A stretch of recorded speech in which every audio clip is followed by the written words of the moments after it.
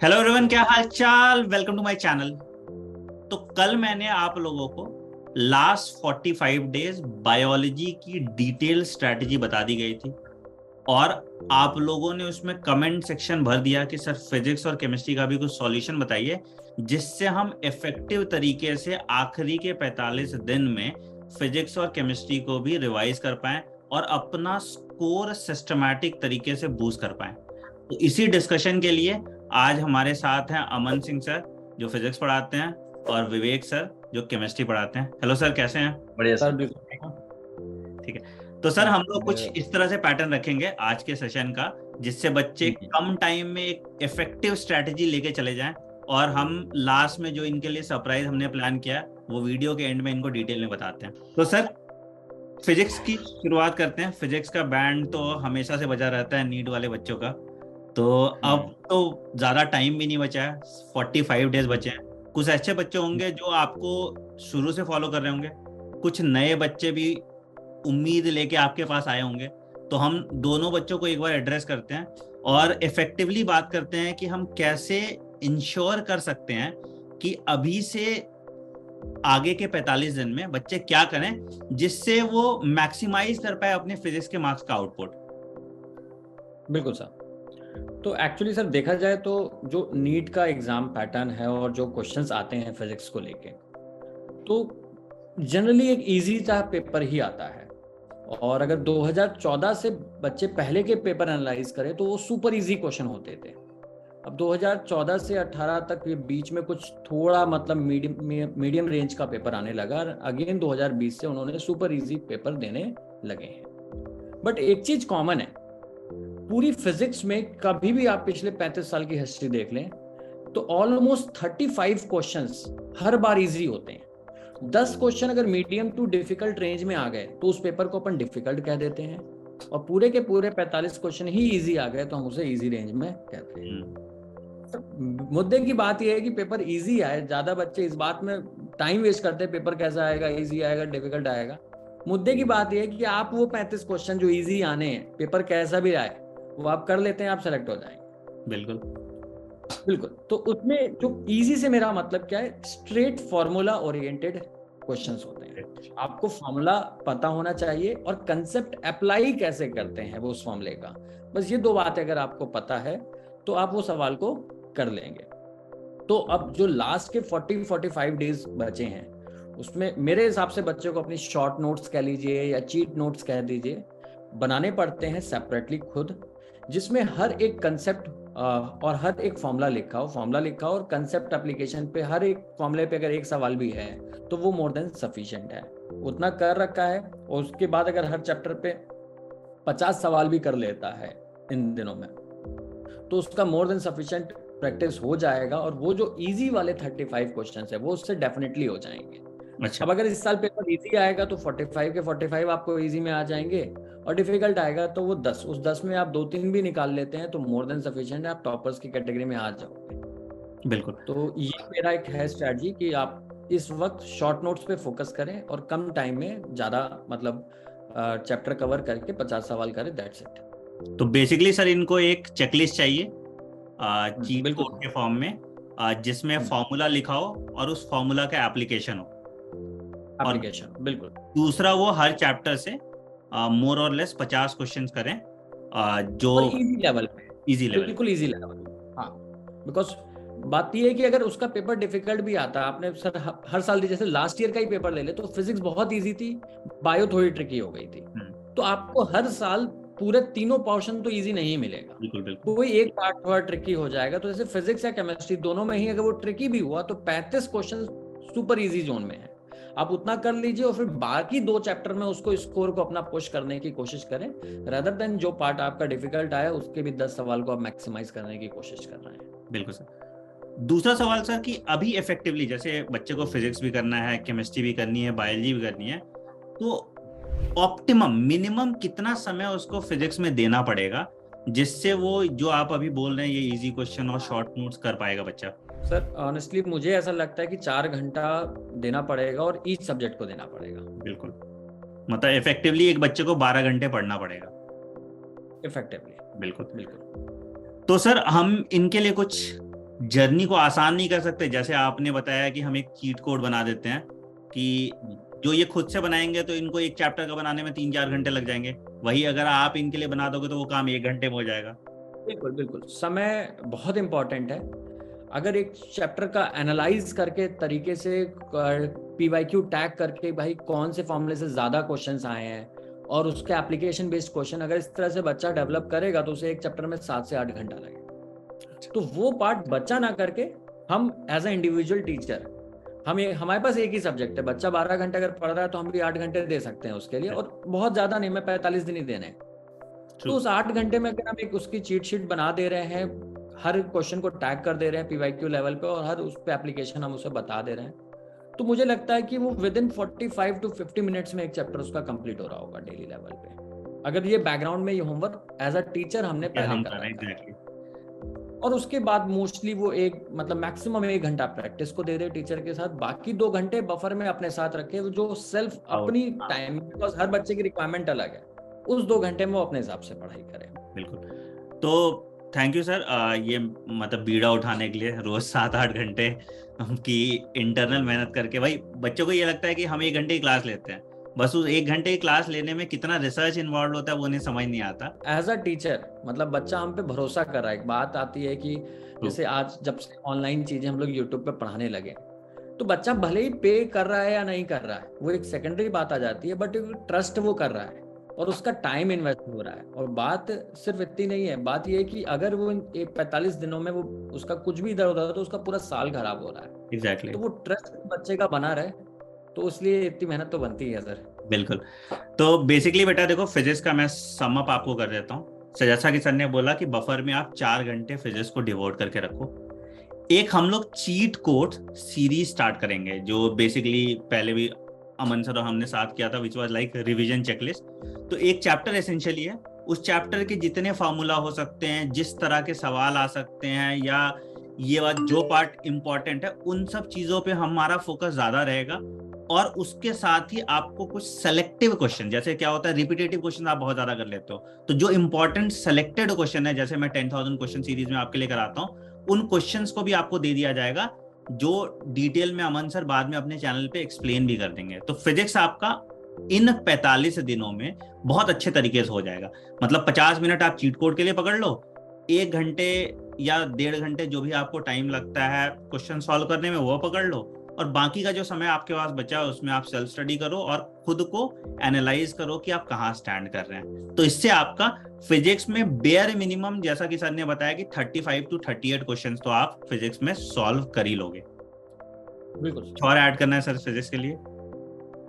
नहीं, बस इतना करें। देखिए एक चीज और बस छोटी सी ऐड करूंगा कि बच्चे इस वक्त भटकती आत्मा हो जाते हैं। हाँ बिल्कुल। वो बिकॉज देखिए उनकी गलती भी नहीं है, एक तो थोड़ा लैक ऑफ गाइडेंस रहता है उनको, और यूट्यूब पे इतना कंटेंट और इतना वीडियो ऑलरेडी हर रोज एक नई स्ट्रेटजी आ रही होती कि वो थोड़ा मिसलीड होते रहते 3 दिन 4 दिन। बस ये मेरा बच्चों से कहना है कि दोस्त अगर आप कहीं अभी पढ़ रहे हैं, एग्जिस्टिंगली किसी टीचर से एसोसिएटेड है, तो उसी से एसोसिएटेड रहे, हमारा वीडियो आके ना देखें। बिल्कुल ठीक है। बट अगर अभी तक कहीं एसोसिएटेड नहीं है या हमसे पहले से भी हमसे ही पढ़ते आ रहे हो, तो 45 डेज आप बिल्कुल नॉन स्टॉप जो एक शेड्यूल है, उस शेड्यूल जो हमने दिया है उस पर पढ़े। अपने हिसाब से अपना शेड्यूल ना बनाओ। अगर हमने फिजिक्स 10 बजे दे रखा है तो तुम अपना कंफर्ट नहीं कि मैं तो रात में 4 बजे तक या 6 बजे तक पढ़ता हूँ, जो जाता हूँ, फिर मैं 12 बजे उठूंगा तो रिकॉर्डेड देखूंगा। नहीं, वो बैकलॉग इतना क्रिएट हो रहा है। अपनी हिस्ट्री देख लो, तुम्हारे जितने भी अभी जो हालात हैं उसकी बस रीजन ही सिर्फ इतना सा है कि आपने अपना दिमाग लगा दिया है शेड्यूल में। हाँ। ये तब कर लेंगे और वो उससे बैकलॉग इतना क्रिएट हो जाता है कि फिर वो करने लायक नहीं बचता है। यही डिफरेंस भी हो जाता है सर ऑफलाइन और ऑनलाइन क्लासेस में, कि ऑफलाइन क्लास में उसको उसी टाइम पे क्लास करनी है, अभी इनके पास ये लग्जरी हो जाता है कि मैं बाद में देख लूंगा, और बाद के चक्कर में वो बैकलॉग हो जाता है। ये हमारे साथ भी होता है, अगर हम रिकॉर्ड कर रहे हो क्लास तो हम भी प्रोक्रास्टिनेट कर लेते हैं, बट अगर हम वही क्लास लाइव ले रहे हैं तो उसी टाइम पे वो क्लास खत्म हो जाता है। तो at least for the next 45 days, ठीक है, 1.5x स्पीड पे देखने की जरूरत नहीं है। वैसे ही 7 घंटे का कंटेंट आपको स्क्वीज करके 1 घंटे में दिया जा रहा है, तो आप लाइव अमन सर के साथ बैठ के चीट कोड खुद से बना सकते हैं। खुद के जो नोट्स बनाओगे ना, खुद के जो शॉर्ट नोट्स बनाओगे, उसका मजा ही कुछ और होगा एज कम्पेयर कि तुम PDF 36 जगह से लेके बैठ जाओगे। तो फिजिक्स जैसा बोल रहे हैं सर, देखो तुम्हारे पास कोई और ऑप्शन भी नहीं है, ठीक है।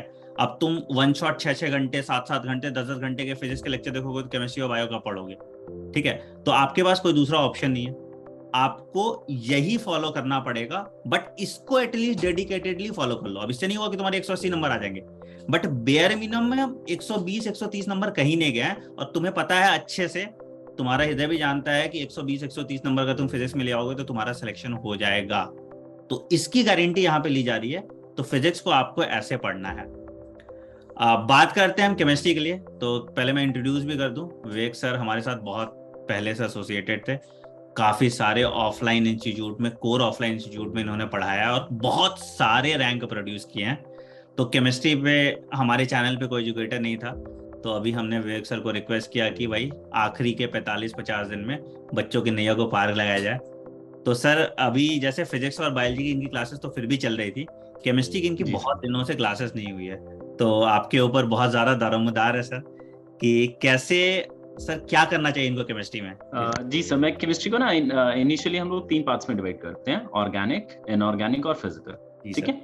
तो तीनों पार्ट्स को सेग्रीगेट कर देते हैं हम लोग, जिसमें ऑर्गेनिक जो है वो ट्रिकी पार्ट होता है। सबसे ज्यादा बच्चों को प्रॉब्लम ऑर्गेनिक में होती है। एक इश्यू ये भी होता है कि कोचिंग्स में इनिशियली फिजिकल से स्टार्ट करते हैं। जो एनसीईआरटी का भी मॉड्यूल है वो ऐसे ही चलता है, पहले फिजिकल होता है, देन इनऑर्गेनिक होता है और उसके बाद लास्ट में ऑर्गेनिक आती है। तो जनरली कोचिंग्स में या हर जगह बच्चों को प्रॉब्लम ये होता है कि लास्ट में ऑर्गेनिक रश करते हैं सभी टीचर्स, और जिसकी वजह से सारे ड्रॉपर्स से हम हमेशा बात करते हैं रेगुलरली, तो उनको यही प्रॉब्लम रहता है कि सर लास्ट ईयर हमारा ऑर्गेनिक क्लास में बहुत फास्ट हुआ था और ऑर्गेनिक ही सबसे ज्यादा ट्रिकी पार्ट है। तो हम लोग ट्राई करेंगे सबसे पहले ऑर्गेनिक स्ट्रॉन्ग करने का जी। उसके बाद फिजिकल इजी पार्ट के अंदर आता है, ठीक है। Organic is tricky, physical is easy, है ना। और इनऑर्गेनिक जो है उसमें थोड़ा सा रटना पड़ता है बच्चों को। तो इनऑर्गेनिक जो है वो एग्जाम से जितना जस्ट पहले करेंगे उतना बेटर रहेगा बच्चों के लिए, क्योंकि वो बार बार रिकॉल करने की जरूरत नहीं पड़ेगी। अगर आप इनिशियली इनऑर्गेनिक स्ट्रॉन्ग कर लेते हैं ना, तो अगर 2-4 महीने टच में नहीं रहे या 20 दिन भी छोड़ दिया ना उसको, तो वापस भूल जाते हैं। तो इनिशियली हमारा टारगेट यही रहना चाहिए कि ऑर्गेनिक और फिजिकल स्ट्रॉन्ग करें, और इनऑर्गेनिक जितना लास्ट में करेंगे उतना बेटर रहेगा। तो एग्जाम तो हमारा प्लान ये है, जो मेरा स्ट्रैटेजी है वो मैं यही बोलना चाहता हूँ कि इनिशियली फर्स्ट 10 डेज में हम लोग ऑर्गेनिक पूरा फिनिश करेंगे, क्योंकि जब माइंड रिलैक्स रहेगा तभी आप ट्रिकी पार्ट अच्छे से कर पाएंगे। क्योंकि लास्ट में हॉच पॉच में ट्रिकी पार्ट नहीं हो पाएगा। उस टाइम समराइज तो कर सकते हैं बच्चे, रट सकते हैं चीजें, बट दिमाग नहीं लगता है जब एग्जाम पास आ जाता है। तो इसीलिए इनिशियली हम लोग सबसे पहले ऑर्गेनिक के ऊपर फोकस करेंगे। ऑर्गेनिक जब स्ट्रॉन्ग हो जाएगा, फिजिकल सीधा फॉर्मूला बेस्ड आता है। तो फिजिकल में बच्चे फॉर्मूला चार्ट्स बना सकते हैं, जो सर ने फिजिक्स के लिए बोला exactly same strategy physical chemistry के लिए हम लोग फॉलो कर सकते हैं एटलीस्ट, ठीक है। तो अभी प्लान ये रहना चाहिए बच्चों का कि इनिशियली 10 डेज में, जैसे मेरा 30 डेज का प्लान है पूरा सिलेबस कंप्लीट करने का, तो फर्स्ट 10 डेज में हम लोग ऑर्गेनिक इतना स्ट्रॉन्ग कर लें, क्योंकि ऑर्गेनिक कोई भूलता नहीं एक बार आ जाता है। तो इनिशियली हम लोग ऑर्गेनिक स्ट्रॉन्ग करेंगे, उसके बाद then we will work on physical, है ना। फिजिकल में भी 10 डेज लगाएंगे ऑलमोस्ट, जितने भी चैप्टर्स हैं सारे फिनिश करने में। फॉर्मूला चार्ट्स बना लेंगे, फॉर्मूला बेस्ड क्वेश्चंस आते हैं डायरेक्टली एग्जाम के अंदर, ज्यादा टफ आता नहीं है नीट के अंदर फिजिकल, क्योंकि क्वांटिटी बेस्ड एग्जाम में नीट जो है वो क्वालिटी बेस्ड नहीं है, तो इतना डीप में नहीं जाके कभी न्यूमेरिकल देगा वो। और लास्ट में हम लोग इनऑर्गेनिक पे फोकस करेंगे, जो कि पूरा रट्टाफिकेशन है बेसिकली, हम लोग बोल सकते हैं। काफी चीजें अंडरस्टैंडिंग वाली भी है, मैं ये नहीं बोलूंगा बिल्कुल। वो जो हम लोग क्लासेस करेंगे तो बच्चों को पता चलेगा कि कितनी चीजें हम लोग रटते थे जो कि रटने की जरूरत नहीं है। तो यही फंडा रहना चाहिए हम लोगों का। और हम लोग क्लासेस में क्या करेंगे, साथ में क्वेश्चंस भी प्रैक्टिस करेंगे। लास्ट टाइम जब हम लोग वीडियोस बना रहे थे तो पूरा मैं वन शॉट करा देता था, बच्चों की प्रॉब्लम ये रहती थी कि सर क्वेश्चंस प्रैक्टिस नहीं हो पा रहे हैं। तो अभी हम लोग टॉपिक के साथ साथ ही क्वेश्चंस प्रैक्टिस करेंगे, जिससे बच्चों को भी कॉन्फिडेंस डेवलप हो जाए टॉपिक के अंदर। तो बेसिकली प्रैक्टिस बेस्ड अप्रोच ही रहेगा। अब तुम्हारे पास अलग से रिवाइज करने या प्रैक्टिस करने का टाइम नहीं है, तो क्लास में ही आपको थ्योरी भी पढ़ा दी जाएगी जितनी आपकी जरूरत है, क्वेश्चंस भी इनकलकेट कर दिए जाएंगे। तो थोड़े लेंदी होंगे फिजिक्स के लेक्चर्स, केमिस्ट्री के लेक्चर्स। तो सर कितना देर का लेक्चर होगा लगभग? मतलब मिनिमम 2 to 3 आवर्स है, इतना तो टाइम डेडिकेट करना पड़ेगा, क्योंकि बायो और फिजिक्स तो अब तक इनका चल रहा था, केमिस्ट्री में अब लेट आए तो थोड़ा टाइम देना पड़ेगा। एग्जैक्टली। तो बेटा अभी सबसे ज्यादा समय आपको केमिस्ट्री में ही देना पड़ेगा। तो जैसा कि सर बोल रहे हैं कि 3 घंटे की लेक्चर होगी, तो 1 घंटे आपको सेल्फ स्टडी और क्वेश्चंस के लिए भी रिजर्व करके रखने पड़ेंगे। और केमिस्ट्री में भी आपको 50 क्वेश्चंस तो करने ही पड़ेंगे। तो अभी सर क्वेश्चन कहाँ से शुरू करेंगे, पीवाईक्यू कर लें पहले या कैसे करें? नहीं, वो टॉपिक बेस्ड क्वेश्चन हम लोग करेंगे। पीवाईक्यूज तो करेंगे, हर क्लास में जो भी चैप्टर होगा उसके पीवाईक्यूज होंगे। अलॉन्ग विद दैट जो भी कॉन्सेप्चुअल क्वेश्चंस होंगे वो सारे हम लोग डिस्कस करेंगे। और इनऑर्गेनिक में तो अगर लास्ट 20 इयर्स के क्वेश्चन कर लेते हैं तो एग्जैक्टली सेम रिपीट हो गया। बच्चों को थोड़ा सा ना टाइम इनिशियली ऑर्गेनिक और फिजिकल में देना पड़ेगा। एग्जैक्टली। इनऑर्गेनिक में बच्चों को सेल्फ स्टडी करने की ज्यादा जरूरत नहीं होती है, क्योंकि क्लास में सारी चीजें कवर हो जाती है ऑलरेडी। ठीक है। जैसे कि जनरली बायो में होता है, अगर बच्चे ने थ्योरी अच्छे से पढ़ ली तो वो क्वेश्चन अपने आप हो जाते हैं। सेम इनऑर्गेनिक के अंदर भी है। क्लास में अगर थ्योरी अच्छे से कर लिया तो क्वेश्चन के लिए उसको अलग से कुछ सोचने की जरूरत नहीं है। तो बच्चों देखो कि तुम्हारा अब एक पूरा प्रॉपर शेड्यूल में बना देता हूँ और वही शेड्यूल आप फॉलो कीजिए। तो आप सुबह 10 बजे अमन सर की क्लास लगाएंगे, जो आपका फिजिक्स के चीट कोड्स बना देंगे आपको। 10 से 11 बजे तक आप उनकी क्लास लगाएंगे और उनके साथ ही बैठ के 45-50 मिनट में जो भी है सामने बैठ के उनकी जो भी चीट कोड्स हैं उसको आप इनकलकेट कीजिए और बाद में जो अमन सर वो क्वेश्चन प्रैक्टिस करने के लिए दे रहे हैं उन क्वेश्चन को सॉल्व कीजिए। 11 बजे आप मेरी क्लास में आ जाइए। अब बोलोगे सर ब्रेक दे दो, बेटा ब्रेक का टाइम नहीं है, तो ब्रेक हो जाओगे, घर वाले भी ब्रेक कर देंगे, तुमको सिलेक्शन नहीं हुआ तो ठीक है। तो 11 बजे से 1 बजे तक मेरी क्लास होगी, जहां पे आपको बायोलॉजी चीट कोड्स कराए जा रहे हैं finally, which is theory plus concepts सब मिला हुआ है, प्लस हम क्वेश्चन प्रैक्टिस भी एनसीईआरटी के हर लाइन से आपके लिए करा रहे हैं। तो बायोलॉजी तो आपका हो जाएगा यहाँ पे, और फिर लंच वंच कीजिए और 1:30 PM पे फिर से आ जाइए केमिस्ट्री की क्लास के लिए। अब कोई ज्ञान नहीं देगा कि सर इस टाइम पे ये कर लेते हैं, ये लंच का टाइम होता है, ये सोने का टाइम है, ये पॉटी जाने का टाइम है। बेटा अब सब रोक के रखो, हमारा शेड्यूल फॉलो कर लो अगले 45 दिन में। देखो सिंपल क्या होता है ना कि तुम बोलते हो कि सर ये सीरीज कंटिन्यू नहीं रह पाती, उसके जिम्मेदार आप हैं। आप डेडिकेटेशन नहीं दिखाते हैं, है ना, आप छोड़ के बीच में ले जाते हैं, टीचर भी डिमोटिवेट हो जाता है। भाई वो टीचर भी बैकग्राउंड में 8 घंटे मेहनत कर रहा है और उसका तुम कोई वैल्यू नहीं कर रहे हो तो फिर कैसे काम चलेगा। तो आपको एक दूसरे को, ये म्यूचुअलिस्टिक रिलेशनशिप होता है, ठीक है, तो हमें एक दूसरे को अप्रिशिएट करना पड़ेगा, तभी ये जर्नी आगे बढ़ पाएगी, है ना। आपसे तो कोई पैसे ले नहीं रहा यहाँ पे। तो what we are wanting is your undistracted dedication towards these last 5 जो 10 मतलब आपका 30-40 दिन बचा हुआ है उस दिन में, ताकि आपका स्कोर बूस्ट हो पाए। तो ये शेड्यूल आपको फॉलो करना है, फिजिक्स का, केमिस्ट्री का और बायोलॉजी का। हम कल से फिजिक्स, केमिस्ट्री और बायोलॉजी तीनों की क्लासेस रिज्यूम हो रहे हैं। बायोलॉजी की आज से ही हो गई थी, कल से इसी शेड्यूल में 10 बजे मैं रिपीट कर देता हूँ। अमन सर की क्लास है, 11 से 1 मेरी क्लास है और 1:30 से केमिस्ट्री क्लास है। सर क्वेश्चन प्रैक्टिस आप कब कराएंगे अमन सर? इवनिंग में। तो इवनिंग में अमन सर का चैनल है, अमन सिंह, डिस्क्रिप्शन में दिया होगा, आप उसको भी फॉलो करिए। प्रैक्टिस जो है क्वेश्चन प्रैक्टिस होगा सर अपने चैनल पे करा देंगे और यहाँ पे आपको थ्योरेटिकल रिवीजन चेकलिस्ट की चीज मिल जाएगी। तो मैंने देखो यार सॉल्यूशन बेस्ड अप्रोच, मतलब बिल्कुल जो प्रैक्टिकल अप्रोच है। आप तुम बोलोगे सब कुछ डिटेल में पढ़ना है, तो भाई नहीं हो रहा। सिंपल है ना, एक इंसान है 12 घंटे ज्यादा नहीं पढ़ सकता, कोई इंसान टॉपर भी बहुत ज्यादा 12 घंटे ज्यादा नहीं पढ़ पाता है, तो तुम भी कोई चमत्कार नहीं करोगे। तो सिंपल सा है कि आप 4 घंटे फिजिक्स को दे दो, 4 घंटे केमिस्ट्री को दे दो, 3 घंटे बायोलॉजी को दे दो और कुछ टाइम अपने लिए सेल्फ स्टडी का बना लो और 12 घंटे पढ़ने की कोशिश करो, आपका स्कोर मैक्सिमाइज हो जाएगा। अब देखो सिलेक्शन होना नहीं होना वो तो बात की बात है, बट आपका स्कोर जरूर बहुत ज्यादा बूस्ट हो जाएगा और आपको कॉन्फिडेंस मिलेगा। तो आई होप ये स्ट्रैटेजी आपको समझ में आई होगी और आप कल से क्लासेस रेगुलरली करेंगे।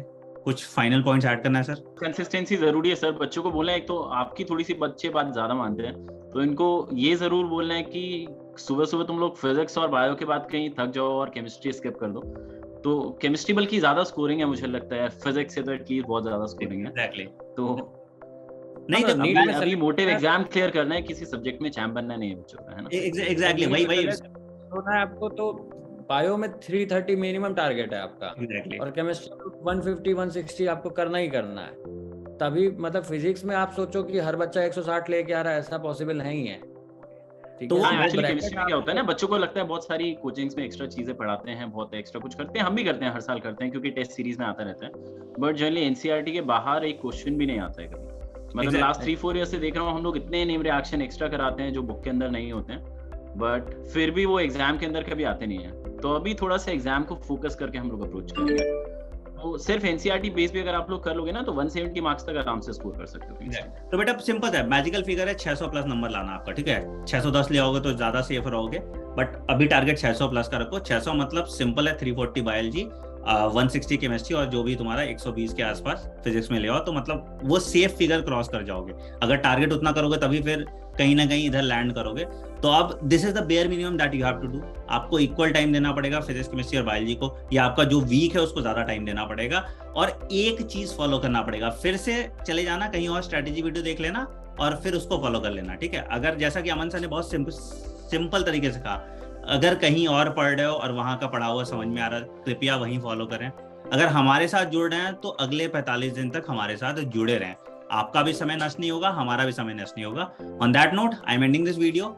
If you are ready for the 45 days challenge या कुछ और भी रिक्वायरमेंट है आपकी तो कमेंट सेक्शन में जरूर बताइएगा। टाइम चेंज करने का ज्ञान मत दीजिएगा, हम फॉलो नहीं करने वाले हैं। See you tomorrow in classes. Take care, bye bye, have a great day. Thank you.